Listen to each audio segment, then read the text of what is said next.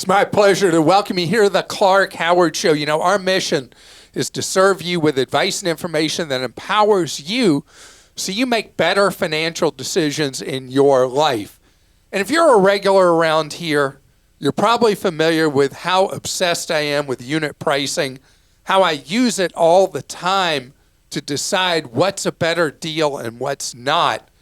And, you know, historically, you'd think something that is a bigger quantity, a bigger bag, would be the smaller unit price. But there's a lot of weirdness going on right now with the price of goods. And you need to know in a time that retailers and manufacturers are scared what you need to be doing to protect yourself. And also, I talked about saving money on airfare in yesterday's show. But do you know we're just weeks away from where you won't be able to travel unless you have an updated ID? I'll fill you in on that. So retailers and manufacturers are having a rough time right now. Not to negate what a hard time so many of us as Americans, so many consumers are having such a rough time. And so there's a game going on right now with a lot of manufacturers having softer sales, maybe even declining sales. A lot of retailers reporting things are really hard for them right now. They're all trying games and gimmicks with pricing. And this is an old one. It's still true. Behind our backs, the snack food companies refer to what they call heavy eaters. Heavy eaters is not a literal thing that means that people that buy their product are overweight. A heavy eater is somebody who is really devoted to a particular snack, whether it's Doritos or you know who knows what. And when they go into the store, they buy the biggest bag of them they can get, the family size bag or whatever.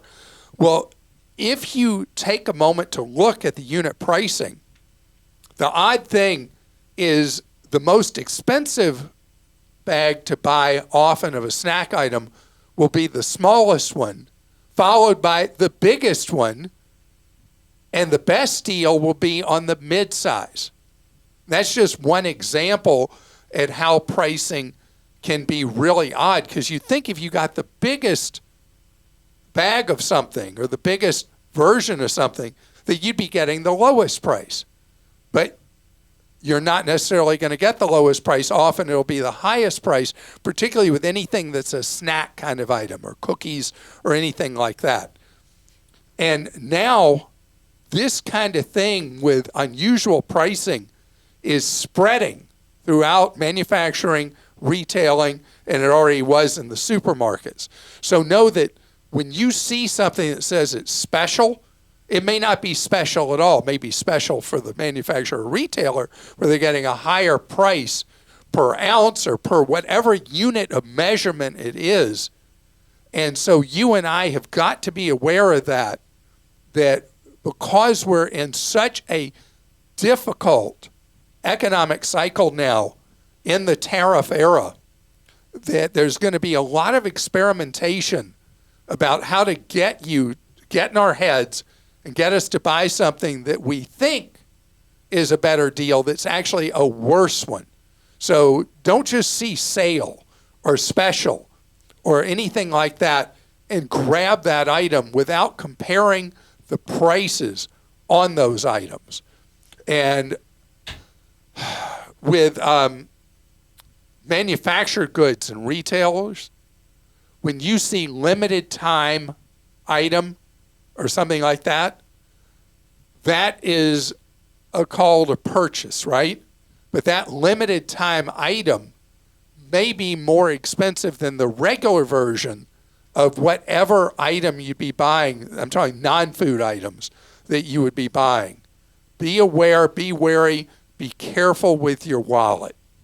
And speaking of which, this is going to be a time with such enormous economic uncertainty that being careful with spending and being very, very cautious with optional spending unless you're just loaded with money, this is going to be a time that hoarding cash a little bit is going to be a good idea, because we're going to potentially see, if the tariff thing is not just a flash in the pan and it's a long-term thing, you're going to really need to be prepared for the possibility of layoffs, rising unemployment in the United States, and slowing economic activity.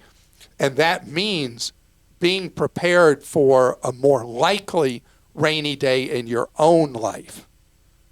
On that happy note, what you got, Christa? Okay, well, this question came from Tom in North Carolina. Clark, your opinion on purchasing hearing aids from IndiaMart.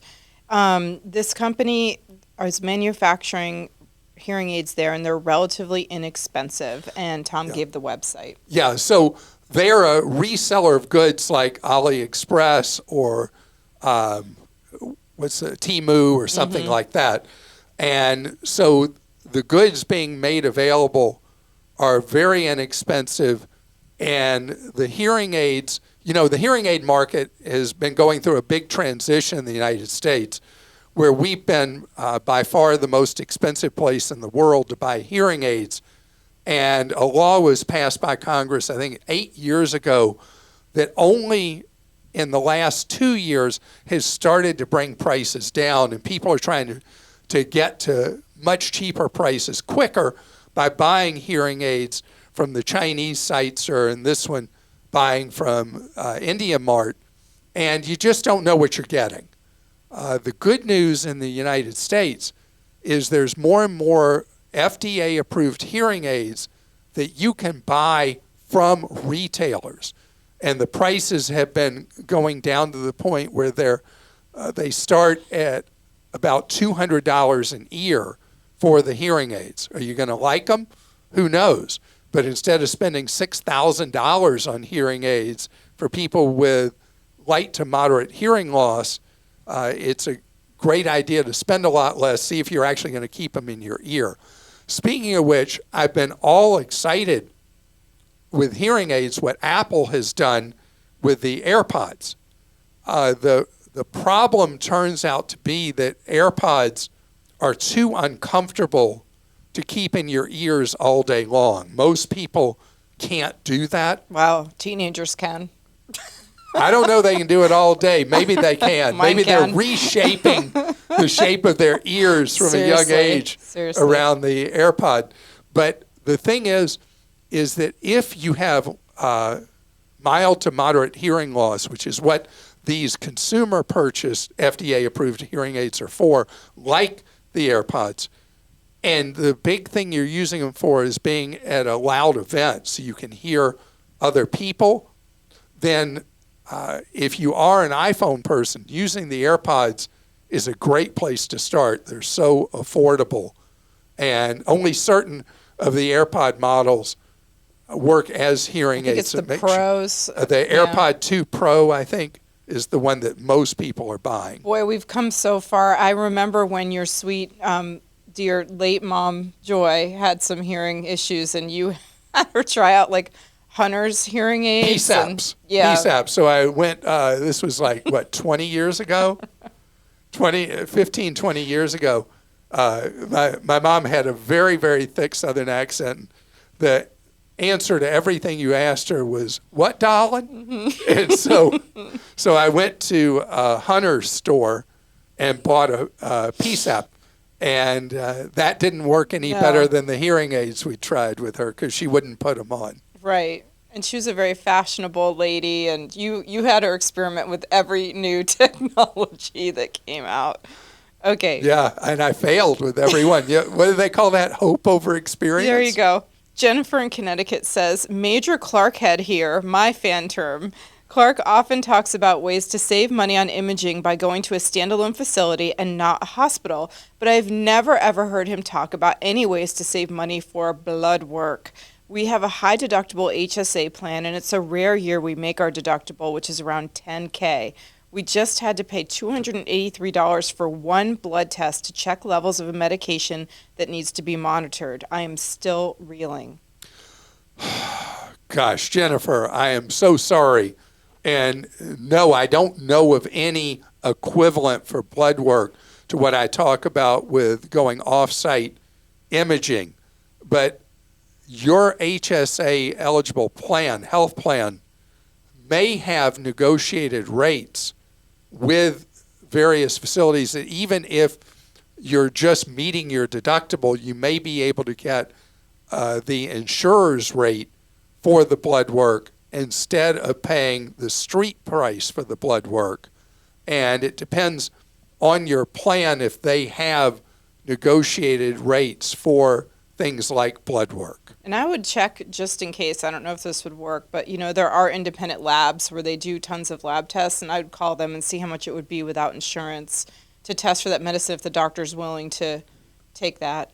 Well, if you're never meeting your deductible, that's a good idea, because that's the thing people talk about is that with my stuff of going and taking tests where they don't take insurance and you're not adding up towards your deductible. But yes, that's a great idea. Natalie in Alaska says, I'm 39 years old and I've been listening to you since my early 20s.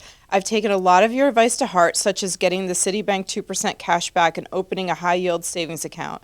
I'm so pleased with how my money grows. My question, I built a home and the 30-year mortgage is for $773,000 at 7.18%. I can put $2,000 extra on the principal each month. I have an existing home that I own debt-free. I'm expected to get $500,000 for it when I sell. Is it better to refinance the loan? I'm worried about paying a lot in closing costs. Or should I keep the loan, put $500,000 down immediately on principal, and then make the payment plus $2,000 each month? Okay. Impressive. Yeah, I mean, all the way around. First of all, since you're in Alaska, you say you built your home. I would take that as a literal thing instead of what most people mean when they build a home, which is they hired a builder to build the home. And so this other home you own free and clear at 39 years old, and you built this new home. When you clear the $500,000, if you put it towards that mortgage balance, I mean, think about it. You're getting a guaranteed 7+% return on your money. I think that's awesome. And then you will pay off the remaining balance on the $275,000 approximately dollars of the remaining balance of the existing loan so quickly, just because you'll be making payments based on the original balance. And so don't re-amortize it. Don't recast that loan. Leave it as it is. Pay the bigger payments, and you will end up owning that new home free and clear so quickly. You want to put the extra $2,000 towards it? Great. Refi. Right now, the refi move is on 15-year loans. I talked earlier about tariffs. One of the temporary, I don't know, could be long-going benefits of tariffs is it's driven down interest rates on mortgages because of the betting that we're facing much higher odds of a recession in the United States. And interest rates are sensitive to the economy. The possibility of a recession is leading to lower rates on mortgages. The sweet spot is 15-year loans are now back in the 5s, which is a big advantage versus your 7.18. But the problem you pointed out is closing costs. Let's get all this done. When you sell that other home and you pay down the balance on the first one, at that point, you can see, does it make sense for you to absorb those closing costs and refi that loan based on what the rates would be on a 15-year remaining cycle? Gosh, your balance will be so low versus what you're used to paying. You may be able to do a 10-year loan from a credit union that could drive the interest rate down even lower. Coming up ahead, we're just weeks away from when people are going to be turned away from the airport trying to fly somewhere because their ID isn't up to new standards. I'll fill you in. So, the boy who cried wolf. How long ago was it that I first talked about real ID? We were going to have to go into our state driver's license office and have our driver's license updated and go in with a stack of documents, birth certificate, if you have a passport, your passport, some bills going to the address that's on your driver's license, blah, blah, blah, blah, blah. Because as one of the, this is crazy, but as one of the security measures that Congress passed following 9/11 back, gosh, a generation ago, they passed these new requirements for driver's licenses that were delayed again and again and again and again. And now it's actually happening the first week of May. So if you get to an airport like you would normally do flying somewhere, and your driver's license doesn't have a star in the upper right-hand corner, or some states did something more creative, like California has a bear with a star. If you don't have that star, that means you don't have a real ID compliant driver's license. And if you are going to fly, you're going to have to take another form of ID, a military ID if you're in the service, or if you have global entry, your global entry membership card, your ID card. There are a handful of things, passport if I didn't say that, you can use. And the process is just a pain going to the driver's license place. And those of you who've listened to me or watched me for a long time know what happened to me. I got a letter from the feds forever ago that required me to go get a driver's license with real ID because of how often I travel. I came up on some priority list that they were invalidating my driver's license on a certain date unless I went in and got a real ID compliant. So I've had a real ID compliant license for so long I can't remember how long ago. But this is something that it's just a no fun zone. You're going on a trip somewhere, you're excited, maybe it's a vacation, and you show up at the airport and they say you're not going. So this is something, I mean, it's a fact. There are people who in their busy lives are never going to hear about this, and they're going to get turned away.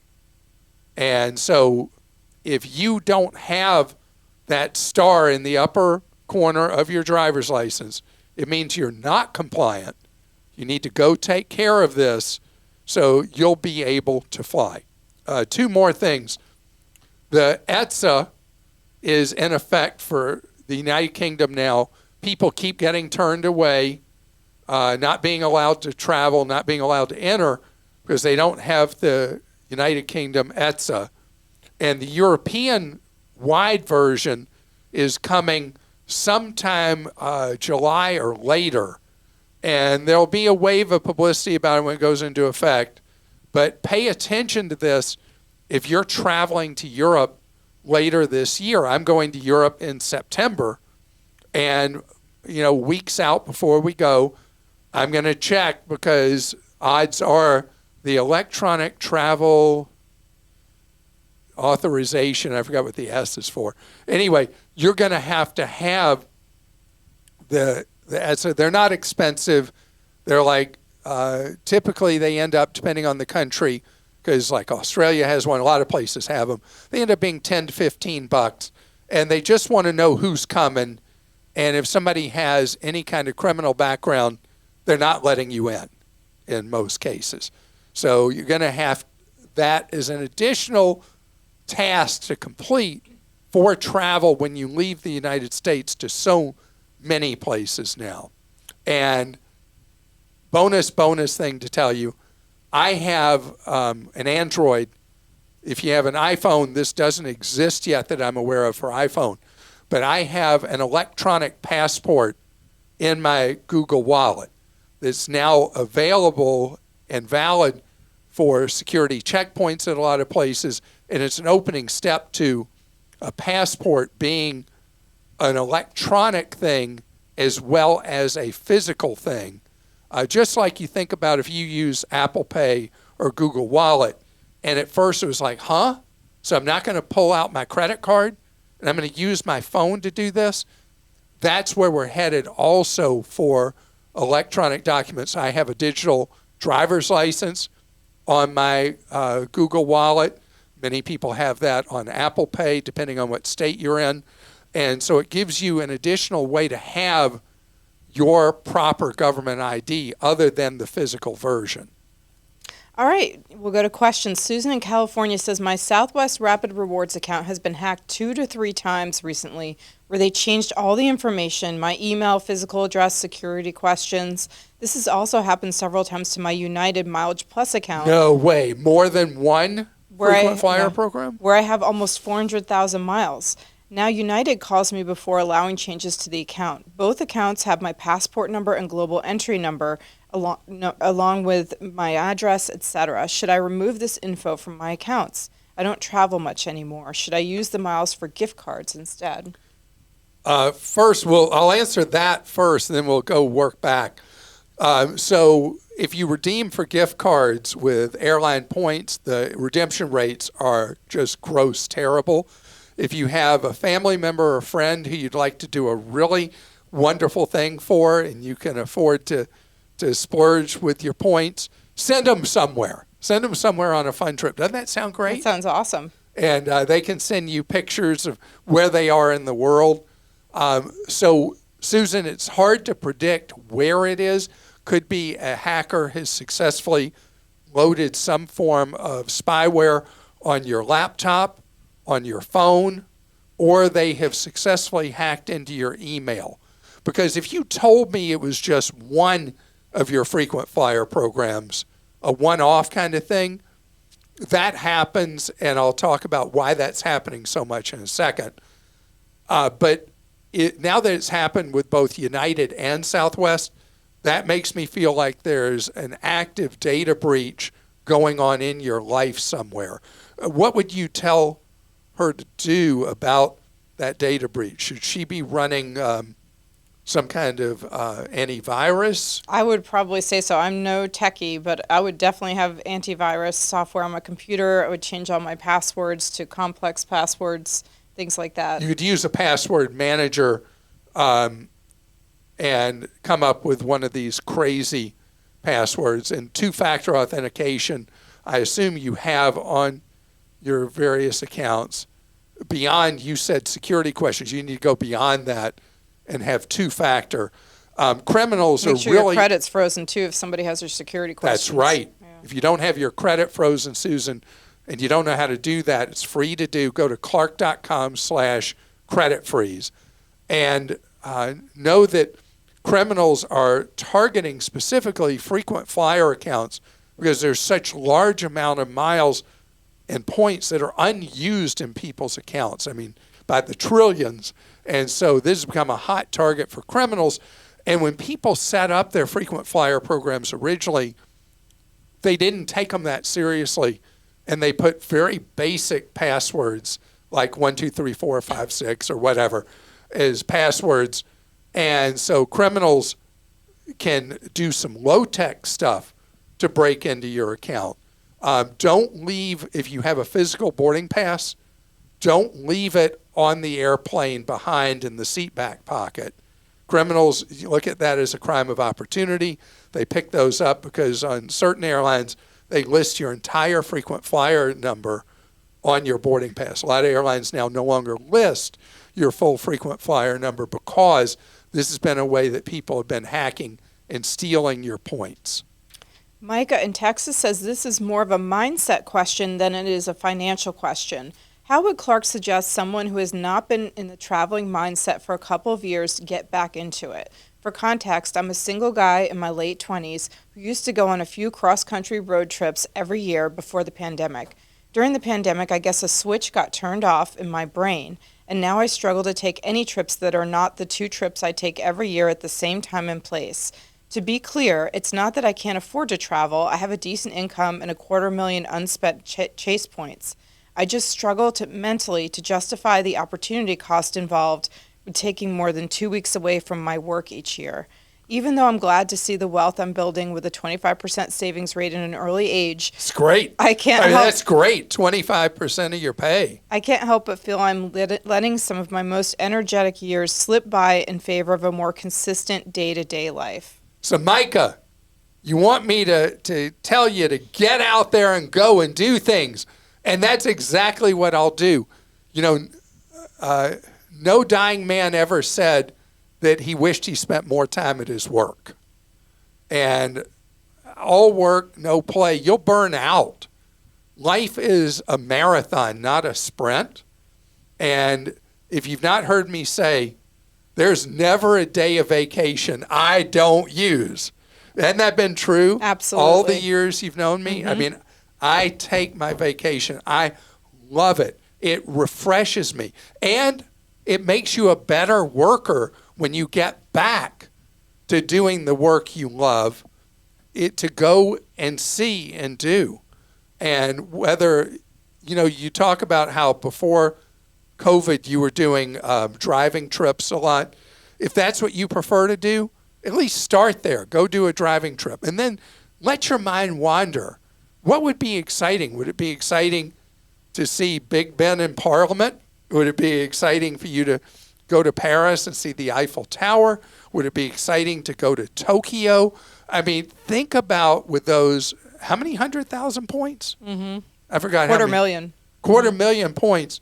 The whole world is available to you. By the way, Australia, where Lane and I just went, the airfare deals to Australia that you would then translate into points have been incredible lately from most of the United States, with airfares in the 700s, 800s, and 900s round trip from various points in the U.S. to Australia. Think about taking your points and going and watching the drain circle upside down, seeing the kangaroos, the koalas, the Sydney Opera House, you name it.